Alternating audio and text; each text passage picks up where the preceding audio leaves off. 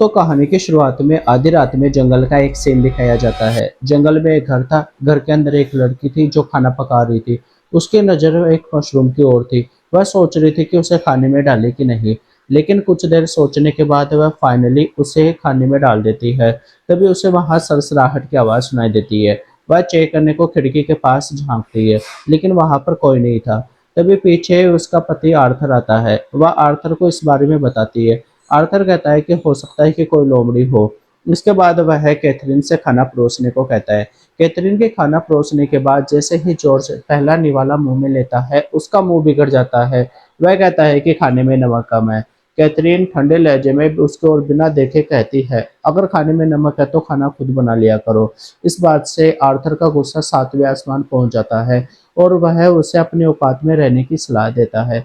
आगे वह चिल्लाकर कहता है कि अगर उसे इस घर में रहना है तो उसे उसकी इज्जत करनी सीखनी होगी। कैथरीन डर के मारे सहमकर चुप हो जाती है। वह कुछ नहीं बोलती, जिससे आर्थर उसके खामोशी से और ज्यादा चिढ़ जाता है। वह उसे कहता है कि तुम खाना क्यों नहीं खा रही, जिसे डर के मारे कैथरीन खाना खाने लगती है। लेकिन कुछ ही देर बाद में आर्थर का गुस्सा शांत हो जाता है और वह कैथरीन से अपने किए गए बर्ताव की माफी मांगकर वहां से चला जाता है। आर्थर के जाते ही कैथरीन बिना देरी किए घर के पीछे के दरवाजे से बाहर की ओर भागती है और खाए हुए खाने को मुंह में अंगुली डालकर निकालने की कोशिश करती है। ठीक उसी वक्त उसे झाड़ियों में से एक सरसराहट की आवाज सुनाई देती है। डर के मारे वह बिना पीछा मुड़े घर के अंदर सीधे भाग जाती है और दरवाजे को कसकर बंद कर लेती है, लेकिन उसे वहां पर भी किसी की मौजूदगी का एहसास होता है। अगले सीन में कैथरीन कपड़े चेंज कर रही होती है, जहां आर्थर पीछे से आकर उसके साथ जबरदस्ती करने लगता है। लेकिन अगले ही पर आर्थर की तबीयत खराब होने लगती है, उसके मुंह से खून आने लगता है। उसकी नजर वहां पड़े मशरूम की ओर जाती है और वह समझ जाता है कि यह सब कैथरीन का किया कराया है। लेकिन तब तक बहुत देर हो चुकी थी। वही मौका देकर कैथरीन जंगल की ओर भाग जाती है, जहां दोस्तों अब स्क्रीन पर काले घने जंगल के विजुअल्स दिखाई देते हैं और बैकग्राउंड में एक गहरी डरावनी आवाज सुनने को मिलती है। वहीं आगे स्क्रीन पर हमें कैथरीन देखने को मिलती है, जो भागते हुए जंगल में काफी दूर निकल आई थी। वह खुद को छुपाने के लिए अपना भेष बदलती है, लेकिन तभी उसे अपने पति जैसी एक परछाई सामने नजर आती है और जंगल में एक गहरी चीख गूंजती है। वह परछाई धीरे धीरे उसकी ओर आगे बढ़ती है, इसलिए वह जान बचाने को जंगल की ओर भागती है और वह जंगल के बीच घनी झाड़ियों के बीच एक पेड़ की आट में छुप जाती है और अपनी सांस रोककर उस परछाई को देखती है, जो दोस्तों वास्तव में कोई इंसान नहीं बल्कि एक शैतान था। उस शैतान की नजर अब कैथरीन की ओर जाती है और वह उसका फिर से पीछा करने लगता है। कैथरीन खुद की जान बचाने को भागती है। वही शैतान का जो हाथ और शरीर था वो अब विकराल रूप लेने लगता है, जहां हमें आगे स्क्रीन पर उसकी शक्ल देखने को मिलती है, जो बिल्कुल किसी एक भयानक ड्रैगन जैसा दिख रहा था। कैथरीन को लगती है कि अब उसकी जान जाने वाली है। जैसे ही शैतान उस पर हमला करने वाला था कि वहां पर तीन औरतें आकर कैथरीन को एक ही झटके में वहां से दूर खींच कर ले जाती है। आगे एक औरत उससे सख्त लहजे में सवाल करती है कि तुम आखिर इस घने जंगल में इतनी रात को अकेली कर क्या रही हो? वही दूसरी औरत कहती है कि वह इसे पहचानती है, इसका नाम कैथरीन है। कैथरीन झूठ बोलते हुए कहती है कि वह इतनी रात को कपड़े धोने के लिए यहाँ पर आई थी, लेकिन कोई आदमी उसका पीछा करने लगा। वही तीसरी औरत कहती है कि इस घने जंगल में अकेले रात भटकना मतलब खुद की मौत को दावत देना है। इसके बाद वो कैथरीन को एक सुरक्षित जगह पे ले जाते हैं, जहाँ एक औरत कहती है कि वो अपनी लाइफ अपने तरीके से जीना पसंद करती है, लेकिन गाँव के लोग उसे पसंद नहीं करते, उनके बारे में अजीब अजीब बातें करते हैं। उनका मानना है कि वो तीनों एक चुड़ैल है और जो खुद का टाइम पास करने के लिए एक दूसरे को डरावनी कहानियां सुनाती है। वही एक औरत कैथरीन से कहती है कि अगर तुम्हारे पास भी कोई ऐसी सच्ची डरावनी भूत की कहानी है तो तुम हमें सुना सकती हो। लेकिन दूसरी औरत बीच में टोकते हुए कहती है कि इसकी कहानी सुनने से पहले तुम्हें मेरी कहानी सुननी पड़ेगी। लेकिन यह कहानी कोई अफवाह भरी कहानी नहीं है, ना कोई झूठी है, बल्कि एक सच्ची कहानी है, जो ठीक आज से 1 महीने पहले एक पोल्ट्री फार्मर की बेटी मारिया के साथ हुई थी। गाँव वालों का मानना था कि एक दुष्ट चुड़ैल ने उस मासूम लड़की के ऊपर काला जादू किया था। दोस्तों अब कहानी फ्लैशबैक में जाती है, जहां हमें स्क्रीन पर एक पुराना जर्जर घर दिखाया जाता है। वही एंटो नाम का एक लड़का एक बर्तन में पानी भरकर घर की ऊपरी मंजिल पर लेकर जाता है। उसी कमरे में मारिया नाम की एक लड़की बिस्तर पर अपनी आखिरी सांसें गिन रही थी। उसके पास में एक औरत और उस गांव का प्रीस्ट फादर मैथ्यू उसके लिए प्रे कर रहे थे। जैसे ही फादर प्रे करता है, अचानक से मारिया के शरीर में हलचल होने लगती है, जैसे कि उसके शरीर में किसी दुष्ट आत्मा का साया हो। उसकी हड्डियां अजीब से मुड़ने लगती है। फादर यह देखकर चिल्लाता है कि यह कोई बीमारी नहीं बल्कि काला जादू है। इस आगे के सीन में कैथरीन दिखाई जाती है, जिसे बाड़े में एक मरी हुई मुर्गी मिलती है। उसके बाद वह मारिया के घर की ओर आगे जाती है, जहाँ उसे फादर रास्ते में मिलते हैं। फादर कहते हैं कि मारिया किसी दुष्ट शैतान के कब्जे में है, लेकिन हिम्मत करते हुए कैथरीन मारिया के पास जाती है। वह देखती है कि एंटोन गहरे सदमे में था। एंटोन अपनी बहन के इलाज का इंतजाम करने को कहकर वहां से निकल जाता है। अब कैथरीन मारिया को हौसला देते हुए कहती है कि वह उसके लिए जड़ी बूटी लाई है, जिसे पीने के बाद में उसकी तबीयत ठीक हो जाएगी और वह पहले की तरह मजे करेंगे। जब फादर चर्च की ओर जा रहे थे तो उसे रास्ते में एक औरत दिखाई देती है। उस औरत की चाल अजीब सी थी और उसका चेहरा एक भयानक चुड़ैल जैसा था, जिसे फादर मनी मन गुस्सा होकर कह रहे थे कि यह वही औरत है जिसने मारिया के ऊपर काला जादू किया। अब जब कैथरीन मारिया के पास थी तभी फिर से अजीबोगरीब आवाजें आने लगती है, जिससे एक बार फिर से मारिया की तबीयत खराब होने लगती है और अचानक से उसके अंदर फिर से शैतान जाग जाता है, जहां उसकी आवाज एक भारी शैतानी आवाज में बदल जाती है। कैथरीन मारिया को शांत करने की कोशिश करती है, लेकिन दोस्तों वो दर्द इतना भयानक था कि मारिया उसे झेल नहीं पाती और वो बिस्तर पर शांत होकर गिर जाती है। दोस्तों आगे के सीन में हमें एक मरी हुई मुर्गी दिखाई देती है, जो साफ इशारा थी कि वहां पे कोई बहुत बड़ा काला जादू किया गया था। दोस्तों अब शाम ढल चुकी थी और मारिया के इलाज कर रही औरत एंटोन को अपने पास बुलाती है और उसे बताती है कि जंगल के बीचों बीच एक ओल्गा नाम की औरत रहती है। उस औरत का मानना था कि केवल ओल्गा ही थी जो मारिया के इस शैतानी शाही को खत्म कर सकती थी। एंटोन भागते हुए ओल्गा के ठिकाने पर पहुंचता है। ओल्गा उसे घर के अंदर बुलाती है और बताती है कि मारिया को जिस दुष्ट आत्मा ने कब्जा किया हुआ है वह अभी भी भूखी है। वह आगे एंटोन से एक अजीब सवाल पूछती है कि तुम्हारे परिवार में हाल ही में सबसे आखिर में किसकी मौत हुई है। एंटोन कहता है कि 1 साल पहले मेरे दादाजी की मौत हुई थी। मेरी फिर पूछती है क्या तुम्हारे दादाजी तुम लोगों से नाराज थे।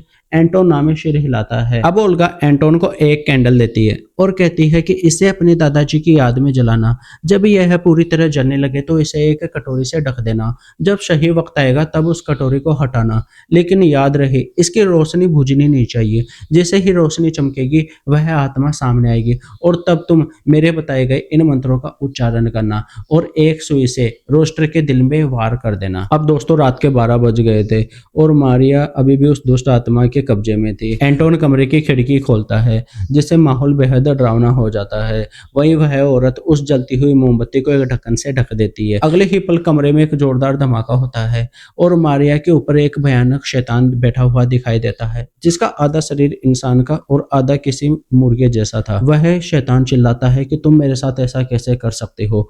उसी पल एंटोन बिना डरे आगे बढ़ता है और ओल्गा के बताए अनुसार एक बड़ी सुई को उस रोस्टर के दिल में चुभो देता है। इसके बाद वह अनाज के दानों को इधर उधर बिखेर देता है और तांत्रिक मंत्रों का जाप करने लगता है जो ओल्गा ने उसे सिखाए थे। उन मंत्रों की शक्ति से वह शैतान चीखने लगता है और अगले ही पल वहां से गायब हो जाता है। लेकिन इस पूरे रिचुअल में मारिया को जो बचा कुचा शरीर था वो भी पूरी तरह खत्म हो जाता है। अगले सीन में दिखाया जाता है कि वह शैतान अपनी जान बचाकर जंगल की घास में कुछ ढूंढ रहा था, लेकिन तभी सूरज की पहली रोशनी उस पर पड़ते ही वह पूरी तरह जलकर राख हो जाता है। अब जब अगले सीन में फादर मारिया के कमरे की तलाशी ले रहे थे तो वह समझ गए थे कि मारिया को उस शैतान से छुटकारा दिलाने के लिए वहां पे एक रिचुअल परफॉर्म किया गया। एंटोन चर्च के कन्फेक्शन बॉक्स में जाकर फादर के सामने रोते हुए कन्फेस करता है कि मेरी बहन मारिया बहुत ज्यादा बीमार थी, इसलिए मैंने उसकी जान बचाने के लिए जंगल में रहने वाली ओल्गा नाम की औरत से मदद ली थी। वो कहानी सुनाने वाली औरत कहती है कि जरूर मारिया ने अपने दादाजी के साथ ऐसा कुछ बुरा किया था कि उनकी आत्मा को शांति नहीं मिली थी, लेकिन कैथरीन अपने दोस्त का बचाव करते हुए कहती है कि मारिया बहुत ही अच्छी लड़की थी और उसकी जान ओल्गा के जादू टोने की वजह से हुई थी। वही दूसरी औरत कैथरीन को टोकते हुए कहती है कि तुम कैसे कह सकती हो कि ओल्गा एक चुड़ैल थी। वह हमेशा गांव वालों की मदद करती थी, लेकिन चर्च के पाखंडी लोग उससे डरते थे, उससे पीछा छुड़ाना चाहते थे, इसलिए उन्होंने ओल्गा को चुड़ैल घोषित कर दिया था। आगे वह ओलिविया से फिर से सवाल करती है कि तुम्हें यह बकवास बात किसने बताई कि यह सब ओल्गा की गलती थी। कैथरीन सफाई देते हुए कहती है कि यह बात उसे फादर मैथ्यू ने बताई थी। तब पहली औरत हंसकर कहती है कि फादर मैथ्यू वह तो खुद एक पाखंडी इंसान है जिसे सिर्फ अपनी ताकत का नशा था। उसका एकमात्र मकसद था बेकसूर औरतों को चुड़ैल बताकर उनका शिकार करना। दोस्तों अब कहानी का तीसरा हिस्सा शुरू होता है, जहां फादर अचानक से गांव से गायब हो चुके थे। उनके जाने के बाद चर्च सुना हो गया था। कहानी सुनाने वाली औरत बताती है कि वह खुद उस चर्च में फादर की सेवा करती थी और उनका सारा काम संभालती थी। अब अगले सीन में फादर मारिया की कब्र के सामने प्रे करने में लगे थे।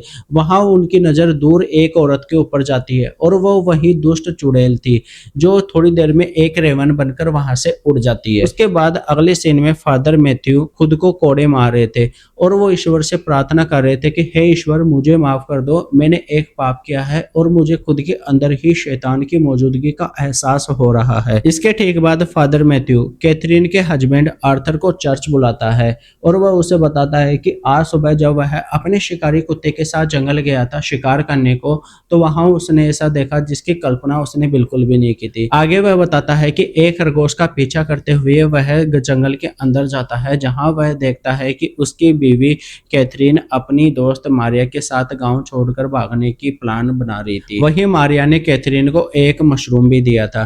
कैथरीन कहती है कि वह अपने पति को छोड़कर नहीं जा सकती। आगे फादर मैथ्यू कहता है कि जब उसने खरगोश को शूट किया तो खरगोश भाग गया, लेकिन उसका खून चारों तरफ फैला हुआ था। फादर को लग रहा था जैसे ये उसका वहम है या कोई शैतान का जाल। उसके बाद फादर उठकर आर्थर के कान में कैथरीन को लेकर कोई ऐसा घिनौना राज बताता है जिससे आर्थर सुनते ही गुस्से में पागल हो जाता है। अब चर्च की घंटी अपने आप बजने लगती है।